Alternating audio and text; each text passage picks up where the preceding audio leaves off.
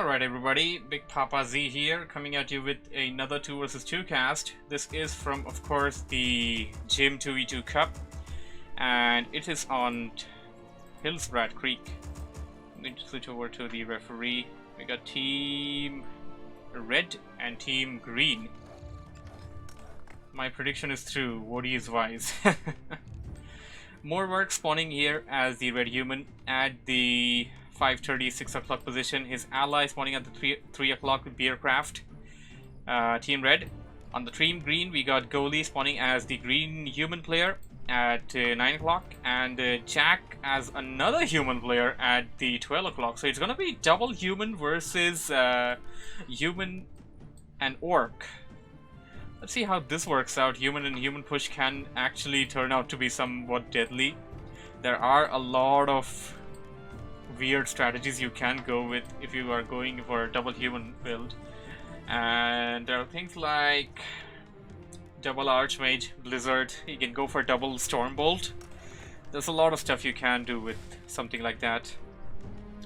It appears to me that MoreWork is going for Rifleman push. It's gonna be Pally Rifle though. No, it's gonna be Archmage Rifle. Team Green now sending out their scout militias towards their respective spawns, opposite spawns.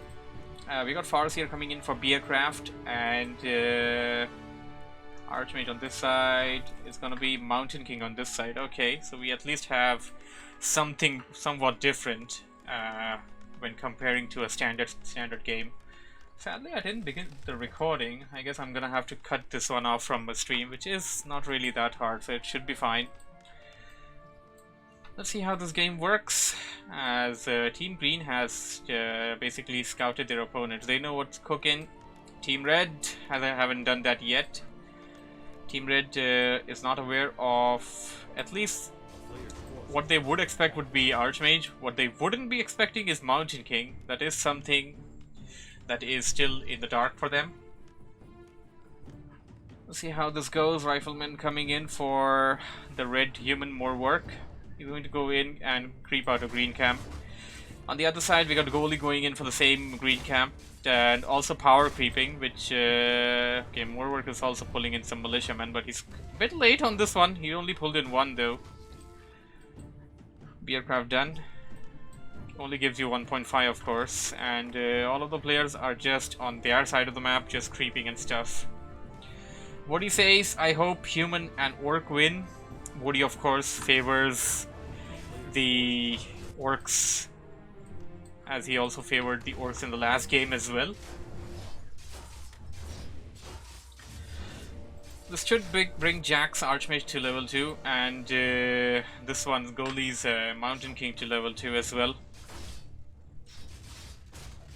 He is putting out the storm bolts on those creeps. You don't really want to waste too many on them. Alright, MoreWork and BeerCraft gonna creep together now. They're going in for an orange camp. Pulled it away towards a nice distant location, and now going to creep it out real nicely while they try to back out a bit as well. They didn't really have a lot of units, as you can see, but they're doing pretty nicely while trying to creep this out. Of course, this is a thing of how players tend to do and what creep route you use. Sometimes it can be useful, sometimes it can come to bite you back, since you're trying to level up with 2 heroes while your opponent is basically leveling separately only with 1 hero. As we can see over here, Jack going in for some militia creeping, power creeping at that same camp on their side of the map, and basically Gollie going in for that same camp on the intermediate part of the map over here. And they're doing pretty well. This will bring them far more closer to level 3 as compared to Team Red, MoreWork and BeerCraft. And well, MoreWork and BeerCraft will try to creep out this expansion. I haven't seen any expansion attempts yet. Looking at a game where there are 4 human players, this is something rather surprising to see. Tier 2, what the hell do we have here? Jack is freaking rich over here. He should have already clicked to Tier 2 by now. On the other side, Gollie has already teched up. It's 50% done. More work is 75% done. BeerCraft is already done. Second hero 50% done. Beast already being dropped, and we're gonna have some more buildings coming in as well.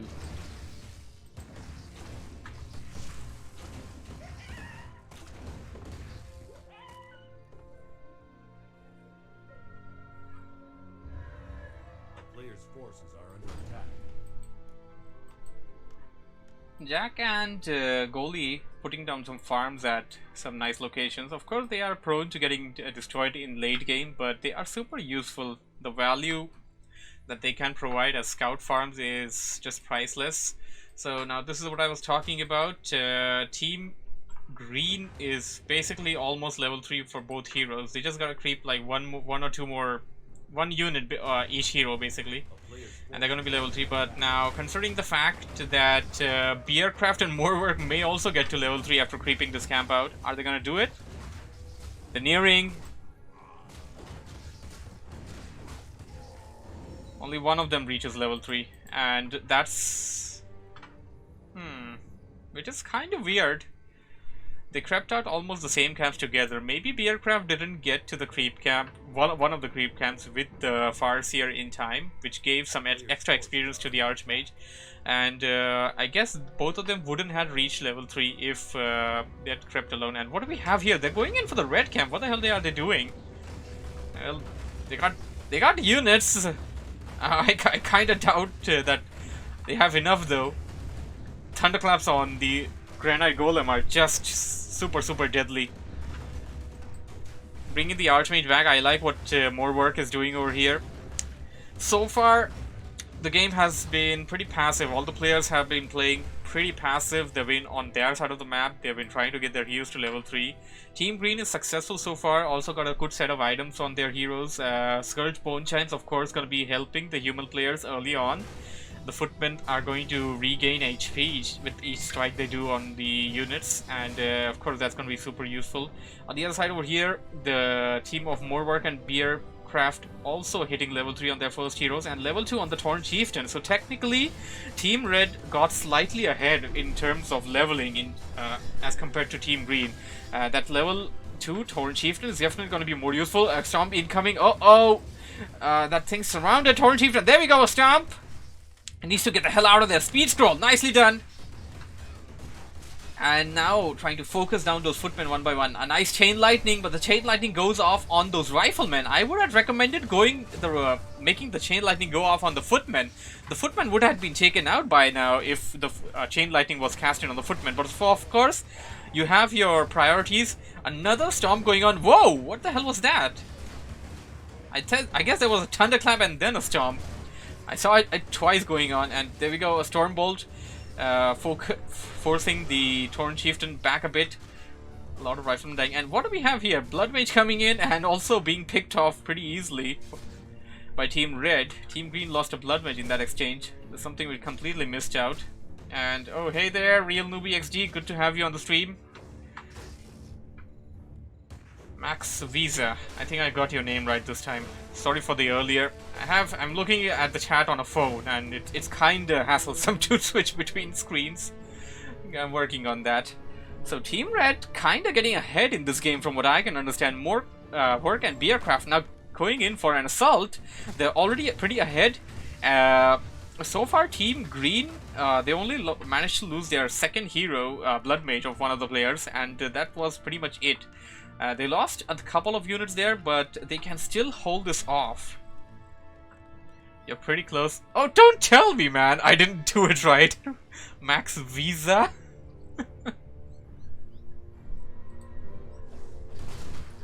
So, Team Red now choosing to go in for a creep camp over here, Goblin Merchant. Of course, if you look at this map, these Goblin Merchant camps are pretty key. Like, they're in between both of the spawn points. You can easily creep them out like this and get whatever you want from the Goblin Merchant. This is a pretty key location.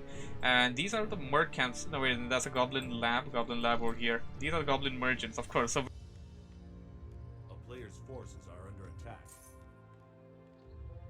12 o'clock and your ally is at the 9 o'clock. This can work out. But on the other side, if you get a spawn where you are at the 12 o'clock and your ally is over here at the 3 o'clock, then the shop is in between you, so that becomes a bit different. Alright, so remote now giving me the replay that I want, so we're gonna cast remote's game right after this one is done. So we got BeerCraft and MoreWork coming in. They seem to be wanting to go in for an assault, but waiting outside one of the players' base. Jack and Gollie need to head in near the base. They want to defend that. Wind Riders coming in. That are a lot of riflemen over here. These items are really good if you ask me. Team Red did the right thing by going in and creeping the red camp over there. They got Warsong Battle Drums. That's a really good item. And they also got the Flute of Accuracy.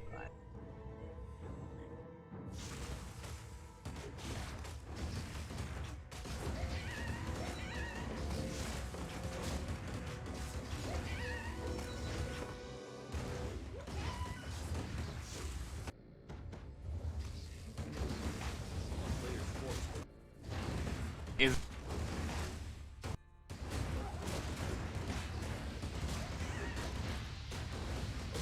on those riflemen. Chain Lightning. Blizzard and Chain Lightning coming into the effect. Here comes the Torn Chieftain. He's gonna perform a stomp. Stomp gets nothing though. Stat. That was sad. I guess he hit the stomp on the TC, but right after he hit the stomp, before executing it, he got stunned, and then after the stunned effect got away, that's how he stunned nothing. If that made any sense. He stomped nothing. Team Red is on a roll right now. Okay, we got some more teams as well. Spirit Link going in. That's a super great spell. Human and Orc combination can really work well with that. Uh-oh, Mountain King gets picked off. Chain Lightning on all across those units. This game is in the bag for Team Red. BeerCraft and MoreWork are going to advance from what I can see. What do we have here? The real newbie XD says one of the two teams will be my opponents, I believe. Well, this is good knowledge for you then. You'll have some good intel on the playstyle of your opponents. You'll know what they're gonna be cooking.